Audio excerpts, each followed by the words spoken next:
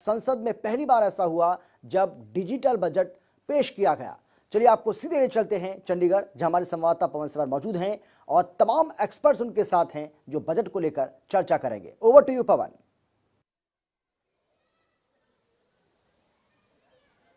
जी बिल्कुल, बजट के ऊपर जो आज केंद्र की सरकार ने, केंद्रीय वित्त मंत्री निर्मला सीतारमण ने जो आम बजट पेश किया है, इस बजट में किस वर्ग के लिए क्या निकल कर आया है, इस पर बातचीत करेंगे। और बजट चौपाल जो है वो पंचकुला के ट्राई सिटी में मैंने रखी है और तमाम जो लोग हैं, सभी वर्गों से जुड़े जो लोग हैं, उनको इस बजट चौपाल में आमंत्रित किया है। और बजट चौपाल में देखेंगे कि क्या लोग जो है वो इस बजट में अपने लिए देखते हैं, बजट जो है वो ये कितना अपने लिए वो ठीक समझते हैं, इसके ऊपर बातचीत करेंगे। तमाम जो लोग पंचकुला से मेरे साथ जुड़े हुए हैं, आप देख सकते हैं कि पंचकुला में ट्राई सिटी में रहने वाले जो तमाम लोग हैं, उनके बीच में मैं पहुंचा हूं और बजट चौपाल में इनके साथ बातचीत करूंगा कि किस तरह का ये बजट जो है वो देखते हैं। तो ये पूरा बजट चौपाल में लगातार लोगों से बात करेंगे। आज केंद्रीय मंत्री निर्मला सीतारमण ने बजट पेश किया है, इस बजट को आप कैसे देखते हैं? पहली नजर में आपके लिए ये बजट कितना आप फायदेमंद या आपके लिए राहत भरा इसको मानते हैं? देखो, जो इस समय हम देख रहे हैं, जो बजट पेश किया गया है, इस बजट में जो कोरोना महामारी है, उस महामारी में जो सबसे बड़ा फैसला कोरोना वैक्सीन का 35,000 करोड़ रुपए जो उन्होंने सरकार ने खर्च करने का फैसला लिया है, ये बहुत ही सराहनीय है और बहुत ही बड़ा फैसला लिया गया है।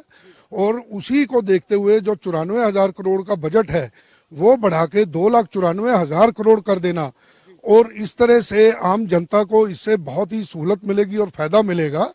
और सड़कों के ऊपर भी जो फैसला लिया गया है उससे इंफ्रास्ट्रक्चर बढ़ेगा, निवेश बढ़ेगा और उससे देश की तरक्की होगी। तो ये कह रहे हैं कि कोविड के चलते जो बजट में स्वास्थ्य सेवाओं पर जो खर्च करने का फैसला हुआ है, ये सराहनीय है। आप क्या कहेंगे बाबूजी, इस बजट को आप कैसे देखते हैं? एक आम नागरिक के नाते ये बजट आप कितना हित का मानते हैं? मैं ये मानता हूँ कि ये बजट डेवलपमेंट की तरफ से एक बहुत बड़ा स्टेप है। जैसे कि कोरोना पीरियड में हमारी इकोनॉमी बहुत हिट हुई थी, तो उसमें उसके दरमियान भी इन्होंने 5 डोजेस दिए थे, बूस्टर डोजेस। तो अब ये बजट तो उसको आगे ले जा रहा। हमारा जो सपना है आत्मनिर्भर भारत, उसकी तरफ ये एक बहुत बड़ा कदम है।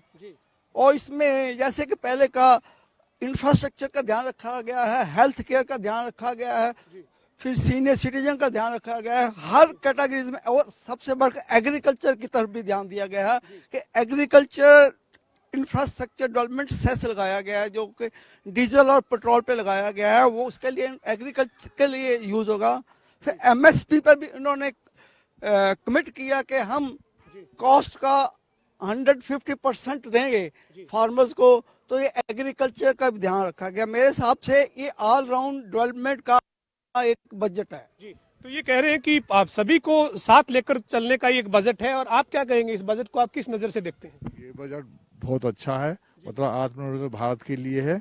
और इस पर शिक्षा पे और स्वास्थ्य पे बहुत ध्यान दिया गया है। 35,000 करोड़ का जो बजट है वो कोरोना वैक्सीन के लिए इसमें रखा गया है। सीनियर सिटीजन्स का भी ध्यान रखा गया है इसमें। और कृषि पे भी जो एमएसपी है वो भी उन्होंने आगे निरंतर जारी रहेगी, उस पर किसानों का भ्रम भी दूर किया गया है इसमें।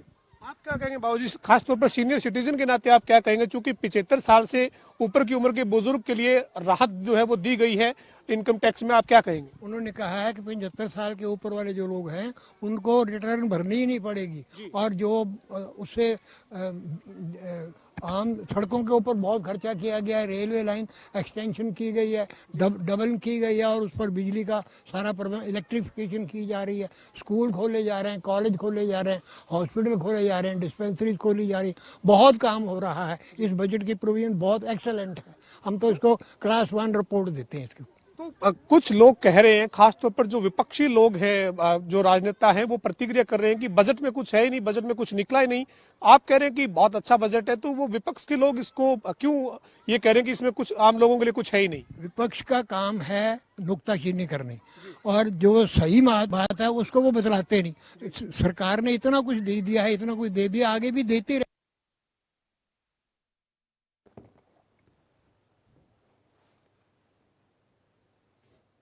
रहेगी, इसलिए हमें इसकी सपोर्ट ही करनी है। ये बिल्कुल ठीक बजट है। आप क्या कहेंगे, इस बजट को कैसे देखते हैं? देखो जी, सीनियर सिटीजन वास्ते जो गवर्नमेंट ने करता that is the best, otherwise the budget is very progressive. on all sides. यानी हर सेक्टर के लिए प्रोग्रेसिव बजट है, हर सेक्टर के लिए प्रोग्रेसिव बजट है। Oh, definitely, it is for good for the all the sectors. तो आप ये मानते हैं कि जो बुजुर्गों के लिए राहत दी है 75 साल से उम्र के बाद जो टैक्स नहीं भरना होगा, वो बड़ी राहत है। वो देखो जी, और डबल बेनिफिट है, रिटर्न भी नहीं भरनी, टैक्स भी कोई नहीं भरना। ਔਰ ਇਸ ਏਜ ਦੇ ਵਿੱਚ ਤਾਂ ਗਵਰਨਮੈਂਟ ਦੂਜੇ ਕੰਟਰੀਆਂ ਦੇ ਵਿੱਚ ਤਾਂ ਉਹਨਾਂ ਨੂੰ ਹੋਰ ਐਕਸਟਰਾ ਪੈਨਸ਼ਨ ਲਾਉਂਦੀ ਆ, ਇੱਥੇ ਕਮ ਸੇ ਕਮ ਇਹ ਤਾਂ ਹੋ ਗਿਆ टैक्स ਦੀ रिलीफ मिल गई। तो ये देखिए तमाम जो लोग हैं वो हमारे साथ हैं, ये लगातार कह रहे हैं कि बड़ी राहत जो इस बजट में मिली है। कुछ और लोग भी हैं, आप सीनियर सिटीजन के नाते क्या कहेंगे, और खासतौर पर इस बजट को विपक्ष के लोग ये कह रहे हैं कि बजट में आम आदमी के लिए कुछ नहीं है। देखो ये अभी तक मैंने सुना तो नहीं है ये बजट, कल पेपर आएगा तो पढ़ूंगा तो उस पर देखा जाए। सुनने में आया कि ये बहुत अच्छा बजट है, मगर जो यही कह रहे हैं कि सीनियर सिटीजन को बहुत राहत मिली है, मेरे को तो दिखाई नहीं देता राहत मिली है, क्योंकि तो वो पहले भी वो टैक्स नहीं देते थे। अगर कोई उनकी एक्स्ट्रा इनकम थी तभी वो टैक्स देते थे। अगर उसी तरह रखा फिर इसमें सीनियर सिटीजन को कोई खास राहत तो दी नहीं। तो आप मानते हैं कि सीनियर सिटीजन को जो 75 साल की उम्र के बाद वाली जो राहत है वो कोई बड़ी राहत नहीं? कोई बड़ी राहत नहीं। तो देखिए अलग अलग राय निकल कर आ रही है। कुछ सीनियर सिटीजन ये कह रहे हैं कि बड़ी राहत है, वहीं पर कुछ उनके साथी ये कह रहे हैं कि इतनी कोई बड़ी राहत इसको नहीं कह सकते। आप क्या कहेंगे इस बजट के लिए? बहुत अच्छा बजट जी। बस हमारा तो यही है, एजुकेशन पर ज्यादा होना, स्ट्रेस होना चाहिए। तो एजुकेशन सेक्टर पर जो ज्यादा फोकस होना चाहिए वो इस बजट में आपको नजर आया है? हाँ बिल्कुल। आप क्या कहेंगे, इस बजट को आप कैसे देखते हैं? It's a progressive one.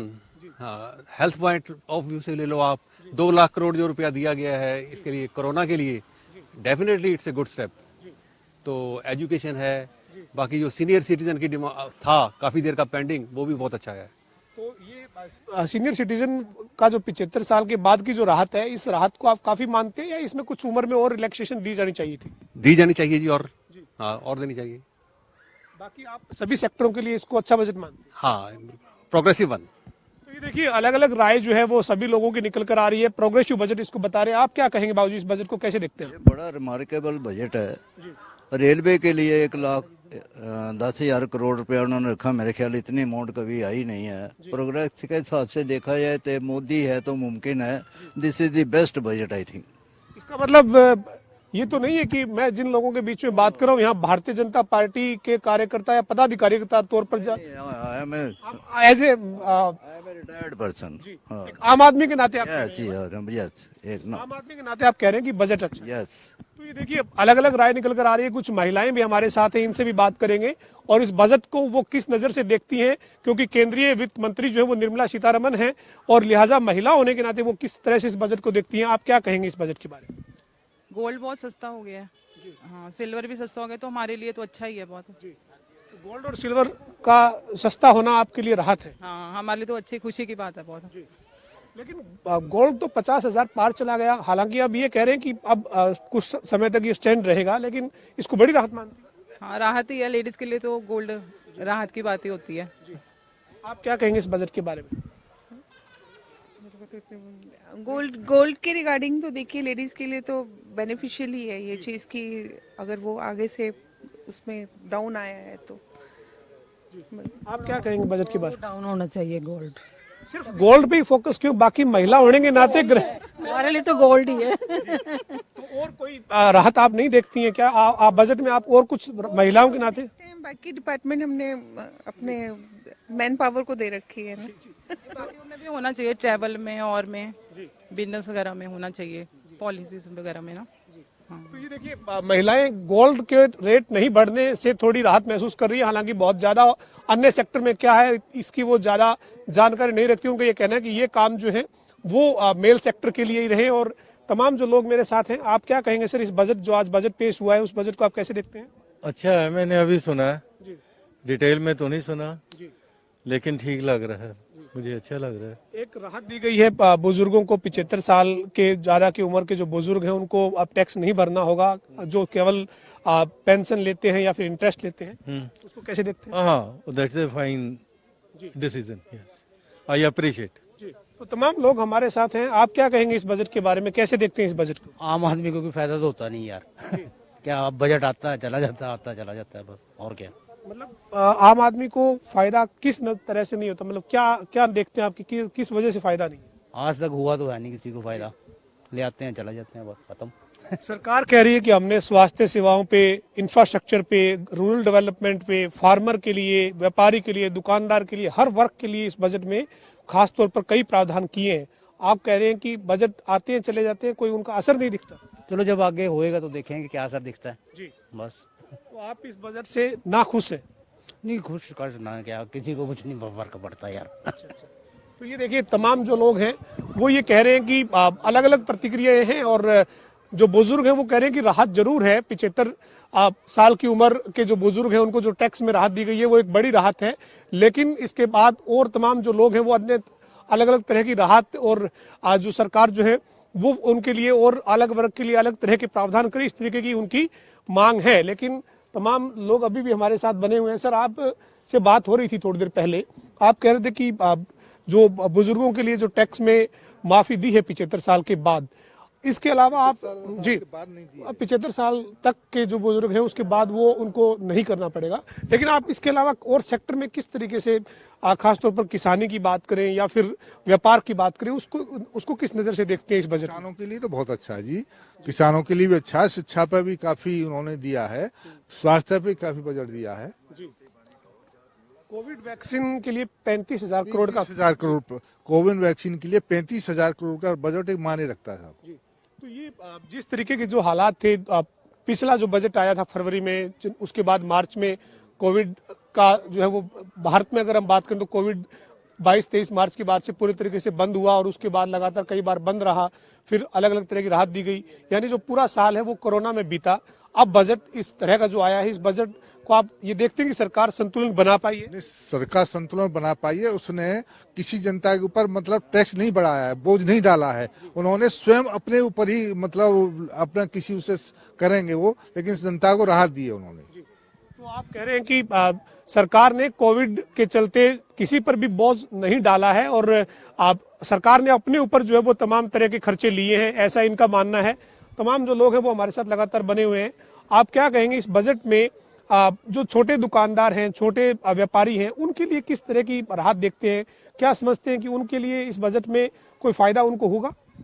नहीं, ऐसे है कि स्मॉल ट्रेडर्स के लिए नहीं मैंने देखा, पर वो स्मॉल इंडस्ट्रीज के लिए उन्होंने जरूर कुछ किया कि जैसे पहले ना 50 लाख की कैपिटल तक स्मॉल इंडस्ट्री में गिना जाता था, अब उन्होंने 2 करोड़ कर दिया है, और इसी तरह टर्नओवर भी उन्होंने बढ़ा दिया है कि पहले 2 करोड़ तक था, 20 करोड़ तक वही फैसिलिटी मिलेगी जो 2 करोड़ तक मिलती थी। तो लगता है कि उनका टारगेट है कि और से और इंडस्ट्री उस सेक्टर में लेके आओ ताकि लोग खुल के काम करें। तो उस हिसाब से उनकी जो इसका व्यू पॉइंट है, सोचनी है, बहुत रियलिस्टिक लग रही है कि जनता इसको पसंद करेगी और आगे बढ़ेगा हमारा देश। खासतौर पर जो सड़क निर्माण में या इंफ्रास्ट्रक्चर डेवलपमेंट की बात इस बजट में की गई है कि न्यूनतम सरकार और मैक्सिमम शासन की बात हुई है कि भाई कम से कम सरकार में अपना पक्ष नहीं देखना है, शासन करना है, लोगों को अच्छी चीजें मिले, राहत मिले, तमाम तरह के जो सेक्टर हैं वो मजबूत हों। यानी जो सड़क निर्माण और तमाम चीजों पे जो पैसा खर्च किए जाने की बात की गई है, उसको कैसे देखते हैं? उसमें ऐसे है कि इन्होंने, मैं देख रहा था कि 11,000 किलोमीटर का उन्होंने किया, प्रोजेक्ट किया, 11,000 किलोमीटर हमने नेशनल हाईवे बनाने हैं, और उसमें एक चीज देखने लायक है, जो 11,000 किलोमीटर बनना है वो देखो उसमें तमिलनाडु है, केरला है, वेस्ट बंगाल है, ऐसे 4th स्टेट है, यहाँ पे इलेक्शंस है कि नेचुरली गवर्नमेंट को ये ध्यान रखना पड़ता है, इसमें अपने आने वाले इलेक्शन का भी ध्यान रखा लगता है इसमें मुझे। पर एनी हो कि उन्होंने ये काम भी करना ही है साथ, पर इसमें देश की डेवलपमेंट तो होगी। सेकेंडली JNK की तरफ भी ध्यान किया उन्होंने, वहाँ पे जैसे लेह में यूनिवर्सिटी बनानी है, उधर गैस पाइपलाइन जानी है, जम्मू कश्मीर में गैस पाइपलाइन, ऐसे उन्होंने कुछ, जैसे पहले ना मुफ्त में गैस देनी, पहले जो टारगेट था उन्होंने 1 करोड़ यूनिट्स का टारगेट और बढ़ा दिया है। मीन के इस तरफ भी गवर्नमेंट छोटे लोगों की तरफ भी, मके जो अफोर्ड नहीं कर सकते उनकी तरफ गवर्नमेंट काफी ध्यान दे रही है, और फ्री में गैस कनेक्शन और भी दिए जाएंगे। यानी उज्ज्वला योजना जो है उसके तहत 1,000 करोड़ जो नए सिलेंडर देना, या फिर हाउसिंग स्कीम के तहत जो है वो अफोर्डेबल हाउसिंग स्कीम की भी बात हुई है कि जो गरीब लोग हैं उनको अपने मकान बनाए, छत की जरूरत सब समझते हैं, तो उसके नाते भी मदद की बात की गई है। हाँ, ये तो बहुत बढ़िया किया गया है। जैसे उज्ज्वला स्कीम के अंदर 1 करोड़ कनेक्शन और देने हैं। फिर हाउसिंग में वो तो और भी रेवोल्यूशन ला रहे हैं, जैसे कि टारगेट बनाया कि 22 तक हमने सबको घर देना है, और उसके लिए वो प्री फैब्रिकेटेड वॉल शीट्स का कॉन्सेप्ट है कि घर बहुत जल्दी बने, घर बहुत जल्दी बने, उसके लिए वो कॉन्सेप्ट हुई है ताकि फास्ट डेवलपमेंट हो। मेरा ख्याल इसमें ये काफी अच्छा रोल प्ले करेगी। आप क्या कहेंगे, किस तरह से देखते हैं इस बजट को, और खासतौर पर उम्मीद क्या थी और उस उम्मीद पर क्या केंद्रीय वित्त मंत्री खरा उतर पाई है बजट के माध्यम से? बात ये है, ये बहुत बढ़िया सरकार है, बहुत बढ़िया बजट है। ये लोगों को भी वोटें बनानी चाहिए, लोग वोट डालने नहीं जाते। सबसे बड़ा तो ये है, जो लोगों की वोटें बनी हुई है, वोटों की छोड़ी ना, आज तो इस बात में बात करें ना, वो बजट का मांग रहे हैं वोट डालने जाते नहीं। ये बहुत जरूरी है, घर घर जाके वोट जरूर डाले। वो अलग, वो एक सब कुछ ठीक है, देश ठीक है, मोदी जी ठीक है, सब कुछ ठीक है। तो ये बजट आप लोगों के हित का मान? बहुत बढ़िया, बहुत बढ़िया। तो ये देखिए, अलग अलग तरह की राय निकल कर आ रही है। बजट चौपाल में लोगों का अलग अलग मत है, बजट की सराहना भी हो रही है। बजट में जो प्रावधान किए गए हैं, उन प्रावधानों के अलावा कुछ और उम्मीद जो है वो भी जताई जा रही है। आप ये बताइए कि एजुकेशन को लेकर जो है वो, हायर एजुकेशन को लेकर ये कहा गया है कि एक और कमीशन बनाया जाएगा जो हायर एजुकेशन को लेकर अपने सुझाव और देश के, ताकि एजुकेशन क्वालिटी जो है वो और ज्यादा अच्छी देश में हो। इसके साथ साथ एजुकेशन सेक्टर को आप कैसे देखते हैं? शिक्षा और स्वास्थ्य जो बहुत बेहद दोनों सेक्टर है, उसमें एजुकेशन पर आप क्या कहेंगे? एजुकेशन पे बड़ा अच्छी अमाउंट उन्होंने ये मार्क की है, और एजुकेशन में तो ऐसे है जो हिंदुस्तान में अभी तक प्रॉपर एजुकेशन का कोई सिस्टम सेट नहीं हुआ है। तो चाहे कितने वो बन गए हैं, गवर्नमेंट्स कितनी आ गई हैं, हम कहाँ से निकल के कहाँ, चाइना अब आज हमसे कहाँ आगे चला गया है। तो उस सेक्टर में तो इसकी बड़ी ज़रूरत है, और जो अगली आने वाली जनरेशन है, पता नहीं उनको एम्प्लॉयमेंट मिले ना मिले, it's a good step towards getting good education. दूसरा, ये सब 5 ट्रिलियन इकोनॉमी के लिए जो इसने एफर्ट्स किए हैं, I think he will certainly succeed at education. और खासतौर पर यह आपने बात की कि गुड एजुकेशन के लिए, क्वालिटी एजुकेशन के लिए जो है वो तमाम तरह के स्टेप जो है वो उठाए जाने चाहिए थे। तमाम सरकारें आई चली गई, लेकिन अब देश में एजुकेशन सेक्टर के साथ साथ जो है वो हेल्थ सेक्टर एक बड़ा सेक्टर है। इस बार बहुत बड़ा प्रावधान किया गया, क्योंकि हम पूरा एक विश्व जो है वो एक महामारी से जूझ रहा था। इसी बीच भारत सरकार ने भी इसके ऊपर खास फोकस किया है। कोवैक्सीन के लिए 35,000 करोड़ का प्रावधान किया है। जो बजट था स्वास्थ्य का, उसको बढ़ाकर 2,37,000 करोड़ का किया। ऐसे इसको क्या कहेंगे इस पर? एक और बात है, ये तो एक पर्टिकुलरली हमें कोरोना आ गया, वैसे ही हेल्थ सेक्टर में हमारा जो इंडिया है पता नहीं कौन से नंबर पे है। I am not talking about only cities. अगर आप गांव में जाओ, कोई 50-50, 60-60, 100-100 किलोमीटर, इवन पीजीआई है तो लोग हिमाचल से, पता नहीं JNK से, पता कोई 1000 किलोमीटर से आते हैं। अगर ये कोई 10 किलोमीटर पे, 5 किलोमीटर पे, 2 किलोमीटर पे आपको अगर हेल्थ सर्विसेज मिलती हैं तो it is a good step. अच्छा, इसके बाद इतना बजट भी आई थिंक अगले साल इसको और इसको ट्रिपल कर दे तो अच्छा है, नहीं तो ये है नहीं है लोगों को। और सबसे बड़ी बात है, कोरोना का जो वैक्सीन है, it should be given free. तब भी लोगों के पास पैसे नहीं है, they prefer to die rather than spending 200 on a vaccine. और लोगों के साथ हुआ भी है, उनके पास पैसा नहीं था, ये भागे हैं, उन्होंने अपने जो जहां उनको शेल्टर दी हुई थी वहां से भागे हैं।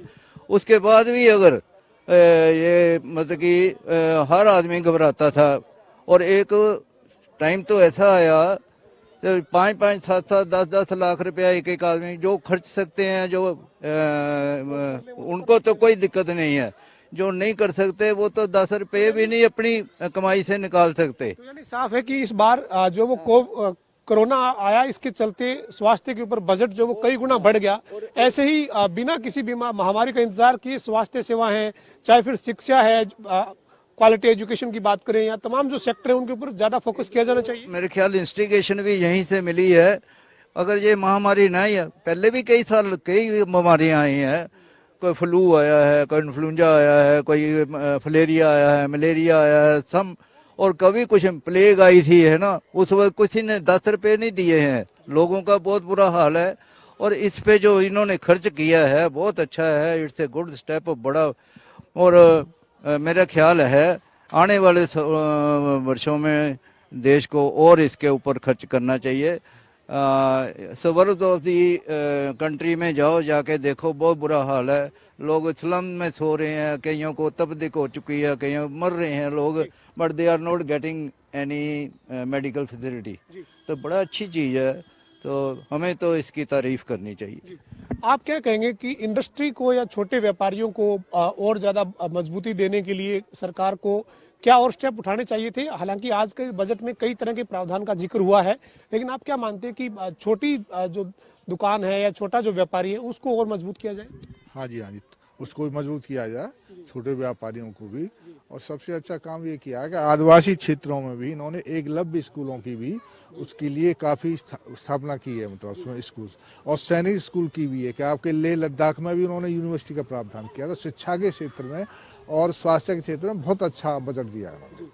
शिक्षा और स्वास्थ्य के क्षेत्र में आप अच्छा बजट मानते हैं, लेकिन इंफ्रास्ट्रक्चर के लिहाज से क्या देखते हैं इस बजट में? आपकी आधारभूत ढांचा जो है वो देश में, चाहे वो सड़क कॉरिडोर है या रेल कॉरिडोर है, उसके लिए क्या कहेंगे? मजबूत होगा हमारा इंफ्रास्ट्रक्चर ढांचा जो है, बहुत मजबूत होगा इससे।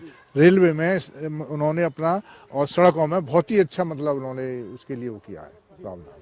आप क्या कहेंगे कि जो रेल कॉरिडोर की बात करें या सड़क कॉरिडोर की बात करें, वो उसके मजबूती को लेकर जो स्टेप उठाए गए हैं वो काफी हैं क्या देश की प्रगति, विकास के लिए, तरक्की के लिए? तो नहीं है, अभी और चाहिए।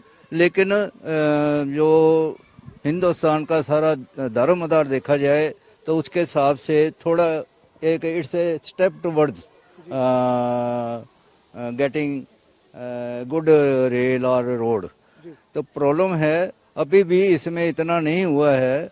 हम जो रेल एंड रोड है, ये बैकबोन ऑफ दी इकोनॉमी होते हैं, इनको और स्ट्रेंथन करना चाहिए। अभी इसमें हाल दो ये सबसे ज़्यादा बजट इसको मिला है, रेलवे को 1,10,000 करोड़, बहुत अमाउंट है। एक कभी हमारी इतनी सारी टोटल इकोनॉमी नहीं थी इंडिया की जितना ये हमें मिला है। और उसमें भी हम कोई डिफिसिट बजटिंग रखते थे, कोई बैगिंग के लिए जाते थे। चलो इनके पास इस वक्त कम से कम सेल्फ सफिशिएंट होने की वो है। निजीकरण, विपक्ष के लोग कह रहे हैं कि निजीकरण किया जा रहा है, चाहे वो परिवहन व्यवस्था है या फिर रेलवे ट्रांसपोर्ट है, तमाम जो व्यवस्था है उसका निजीकरण पे सरकार आमदा है और निजीकरण कर रही है। आज के बजट के बाद भी विपक्ष के जो लोग हैं उनके इस तरीके के ट्वीट आए हैं, बयान आए हैं। ऐसे नहीं कह सकते, ये तो मतलब कि ना दोनों तरफ से चल रहा है, निजीकरण भी कर रहे हैं और रेल गवर्नमेंट की तरफ से भी चल रहा है।